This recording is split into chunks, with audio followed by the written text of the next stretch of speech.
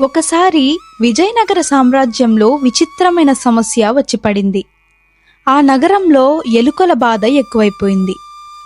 మొదట ఒక ఇంట్లో, తర్వాత 2 ఇళ్లల్లో, అలా అలా నగరమంతటా ఎలుకల సంఖ్య భయంకరంగా పెరిగిపోయింది.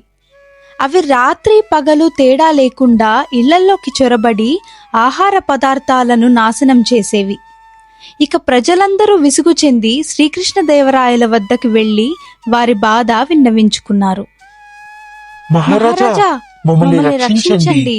ఈ ఎలుకల సమస్య మమ్మల్ని చంపేస్తుంది అని చెప్పగా ఆ బాధ విన్న మహారాజు దీర్ఘంగా ఆలోచనలో పడ్డారు. ఆ ఎలుకలను పట్టుకోవడానికి మనుషులను పెట్టినా మందులు వాడినా తాత్కాలికమే అని నిర్ణయించుకున్న రాజుకి ఒక అద్భుతమైన ఆలోచన వచ్చింది.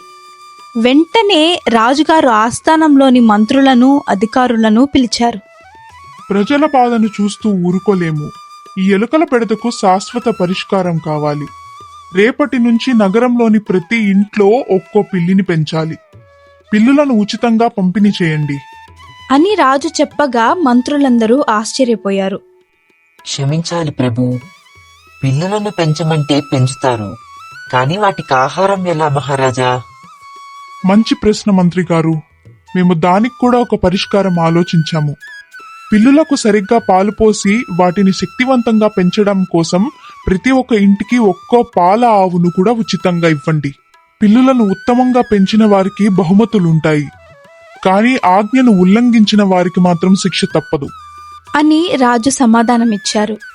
అలా ఊరిలో అందరితో పాటు మన తెనాలి రామకృష్ణకు కూడా ఒక ఆవు, ఒక పిల్లి లభించాయి. ఊరిలో అందరూ ఆ ఆవు నుంచి వచ్చిన పాలతో పిల్లులను బాగా చూసుకుంటుంటే రామకృష్ణ మాత్రం అందరికంటే భిన్నంగా ఆలోచించాడు. మన రామకృష్ణుడు తన భార్య దగ్గరకు వెళ్లి ఆవుని చూపిస్తూ, ఏమోయ్ శారదా, ఇట్రా త్వరగా.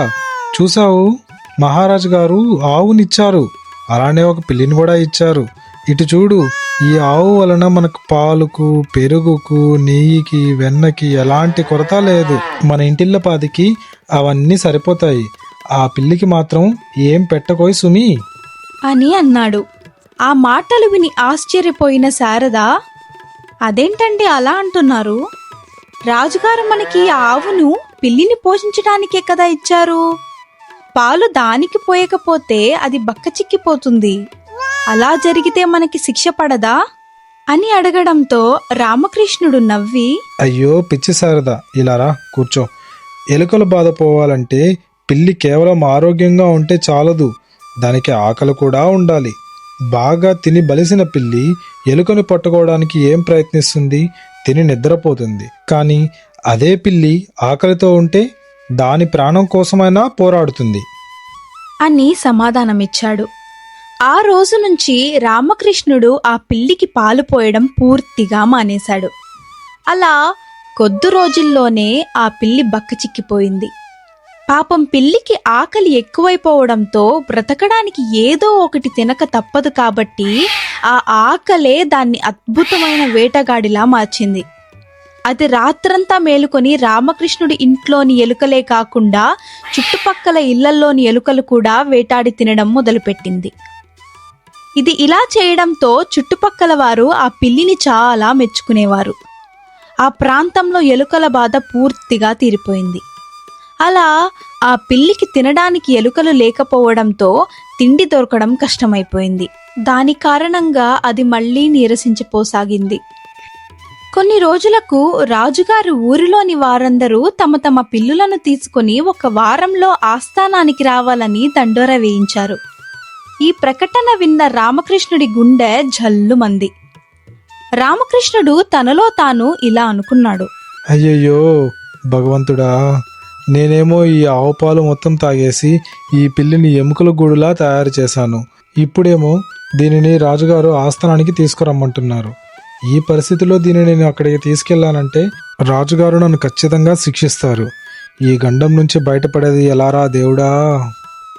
ఇలా చాలాసేపు ఆలోచించి బుర్ర గోక్కున్న తరువాత అతనికి ఒక మంచి ఆలోచన వచ్చింది. వెంటనే తన భార్యని పిలిచి, ఏమోయ్ శారదా, ఒక గిన్నెలో బాగా వేడి చేసిన పాలు తీసుకురావో ఇటు. అలా శారద పాలు తీసుకురాగానే పిల్లిని పట్టుకొచ్చి ఆ పాలు తాగించడానికి ప్రయత్నించాడు. ఆకలితో ఉన్న పిల్లి పాలు చూసి ఆనందంగా తాగడానికి ముందుకొచ్చింది.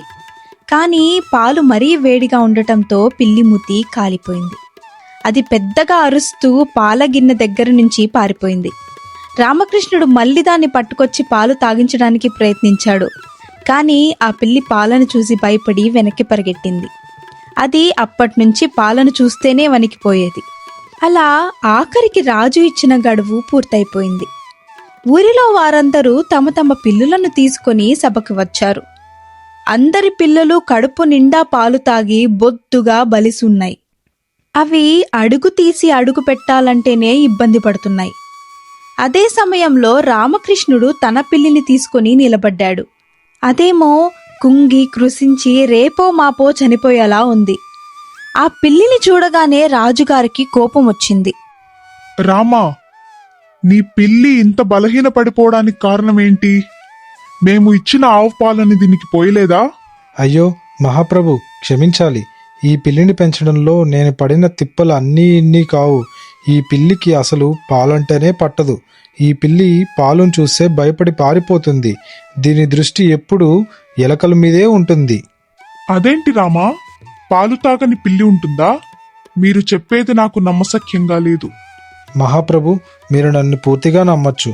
దీని పుణ్యమా అని మా ఇంట్లోనే కాకుండా మా చుట్టుపక్కన ఉన్న ఇళ్లలో కూడా ఒక్క ఎలుక కూడా లేదు. ఈ పిల్లి తన ఆకలి కోసం అంతటా ఉన్న ఎలుకలను తినేసింది అని తెనాలి రామకృష్ణ చెప్పడంతో రాయల వారికి మరింత అనుమానం పెరిగింది.